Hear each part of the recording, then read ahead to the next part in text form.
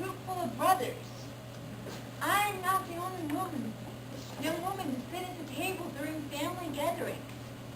I'm not the only one to get frilly clothing from my mom at Christmas time. Because Stephanie has arrived. Stephanie, in some respects, is a mirror of who I am and of who I want to be.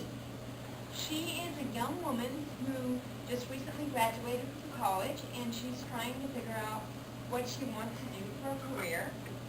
I can relate to that. But Stephanie has this aura about her of self-confidence. It's like she's comfortable in her own skin, even though she hasn't quite got the world figured out yet. I really admire that. Stephanie is my brother Eric's fiancée, and to understand the significance of that, you have to understand a little bit about our family.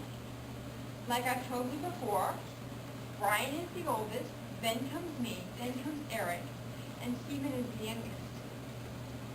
Brian and me and Stephen are not currently dating anyone, so it is a big deal for us to have a brother who is living with this woman, who is sharing custody of 2 cats with this woman, who is going to get married to this woman. Eric is no longer going to be playing in the big hideout in the backyard. He's no longer going to be climbing through the rockery. Eric is all grown up. We are all grown up.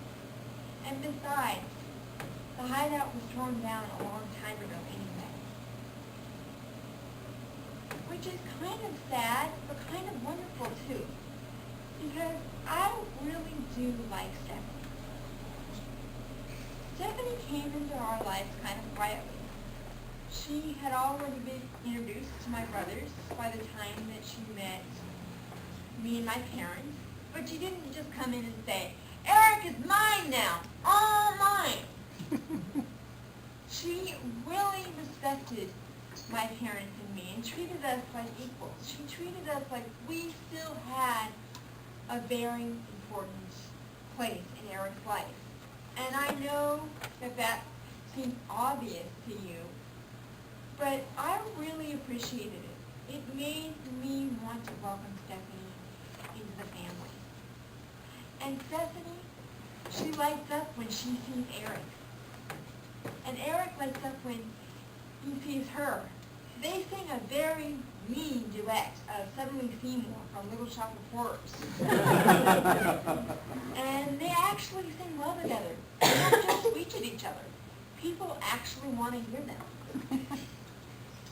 But if Eric ever tells a sarcastic joke and then says, "Just kidding," as he's prone to do, Stephanie can put him right in his place. They can match each other word for word. They are a match made in heaven. As a matter of fact, Stephanie met both my grandmothers shortly before they died. I remember about a week before Grandma Trick's dad died, Eric and Stephanie announced that they were engaged. Now, I wasn't there at the time, but I imagine that Grandma Olga was sitting up in her bed beaming, because this was one less grandchild that she was going to have to worry about getting hitched. She was over the moon because she knew that the Trick's dad line was going to continue on in America, and that was very important to her. She came from Norway. She was very much at peace during those last few days. And I really think that that's in large part due to Eric and Stephanie, that she could die with such happiness in her heart, and I'm grateful to them for that.